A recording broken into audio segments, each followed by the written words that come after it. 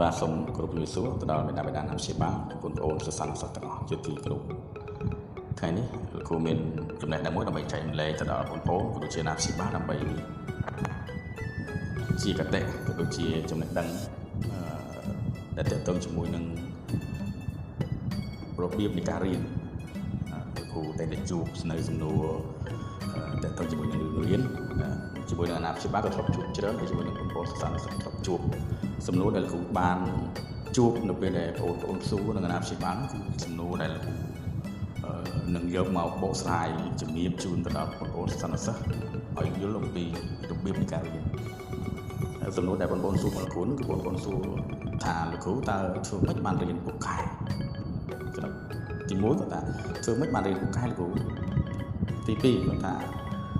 ហើយរៀនចាំហ្នឹងភ្លេចតែធ្វើម៉េចគ្រូកុំឲ្យរៀនចេះហើយអាចទៅសេបានអាចអីបានហើយស្រាប់តែពេលរួចភ្លេចទៅវិញអញ្ចឹងលោកគ្រូមុននឹងឆ្លើយសំណួរបងប្អូនក៏ដូចជាចែកម្លែកនៅចំណេះដឹងលោកគ្រូសូមសួរទៅកាន់បងប្អូនពីចំណុចវិញទី3ចំណុចតើតើជាមួយនឹងរបៀបនៃការរៀនឲ្យពូកែនិងរៀនចាំភ្លេចសំណួរដែលលោកគ្រូចង់សួរដល់បងប្អូនលោកគ្រូចង់សួរថាតើបងប្អូនទាំងអស់គ្នាភ្ញាក់ពីគេងនៅម៉ោងប៉ុន្មានតើអូនចូលគេងនៅម៉ោងប៉ុន្មាននេះសំណួររបស់លោកគ្រូហើយបន្ទាប់ពីដែលបងអូនភ្ញាក់ពីគេងហ្នឹងបងអូនធ្វើអីខ្លះលោកគ្រូសួរសំណួរចំណុចទី1ហ្នឹងចឹងបានថាឧទាហរណ៍ថាបងប្អូនក្រោកម៉ោង6កន្លះតើបន្ទាប់ពីម៉ោង6ដែលបងប្អូនក្រោកពីលើកែនេះទៅបងប្អូនទៅណាបងរៀបចំមុខគួយបងអត់ទុកដាក់លុបមុខឲ្យងុយទឹកអីយ៉ាងម៉េចបងប្អូនរៀបរាប់ប្រាប់លោកគ្រូរហូតដល់ម៉ោងបងប្អូនចូលគេបានថាបងប្អូនចូលគេវិញម៉ោងប្រហែលម៉ោង8ឬ8កន្លះបងប្អូនសិស្សនិស្សិតរៀនមួយលោកគ្រូនៅសាលារៀនយប់គឺយើងម៉ោង8កន្លះដល់ផ្ទះអញ្ចឹងលោកគ្រូថាម៉ោង9លោកគ្រូ9កន្លះអញ្ចឹងបងប្អូនចូលគេតើបងប្អូនបានធ្វើអ្វីខ្លះចំណុចសំណួរទី1ដែលលោកគ្រូចង់សួរសំណួរទី2ដែលលោកគ្រូចង់សួរទៅកាន់បងប្អូនតើបងប្អូនមករៀននៅសាលារៀនរបស់លោកគ្រូនៅសាលារៀនអន្តរជាតិអាចឌីលនេះតើលោកគ្រូមានណែនាំតាក់ទងជាមួយនឹងការអប់រំទៅលើការសិក្សាឲ្យបងប្អូនទាំងអស់គ្នាព្យាយាមដែរទេទី1ហើយទី2តើលោកគ្រូមានបទបញ្ជាផ្ទៃក្នុងរបស់សាលាដែរទេដែលដាក់ឲ្យបងប្អូនអនុវត្តអញ្ចឹងបើមានលោកគ្រូចង់សួរថាតើបងប្អូនទាំងអស់គ្នាអនុវត្តនៅបទបញ្ជាផ្ទៃក្នុងក៏ដូចជាគោរពនៅវិន័យដែលលោកគ្រូបានដាក់ចេញហើយពេលដែលលោកគ្រូអប់រំនោះបងប្អូនទាំងអស់គ្នាគោរពបានប្រមាណ%តើបងប្អូនធ្វើបានដោយតែលោកគ្រូបញ្យល់ដោយតែលោកគ្រូអប់រំណែនាំទៅកាន់បងប្អូននេះសំណួរ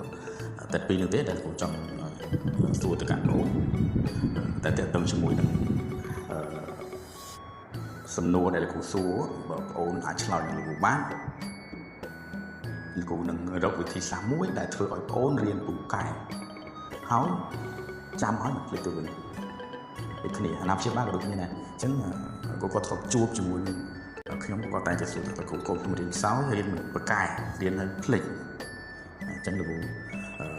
អត់និយាយអីវិញឆ្ងាយច្រើនតាក់ទងជាមួយនឹងវិធានបទដែលលោកគ្រូលើកឡើងនេះទេលោកគ្រូលើកឡើងនៅថ្ងៃនេះគឺលោកគ្រូចង់បកស្រាយនៅសំណួរដែលបងចង់សួរលោកគ្រូអញ្ចឹងលោកដាក់នៅក្នុងក្រុមនេះគឺអាណាព្យាបាលក៏បានដឹងបងប្អូនក៏បានដឹងអញ្ចឹងលោកចង់សួរថាលោកគ្រូចង់លើកវិធានបទថាទី1គឺ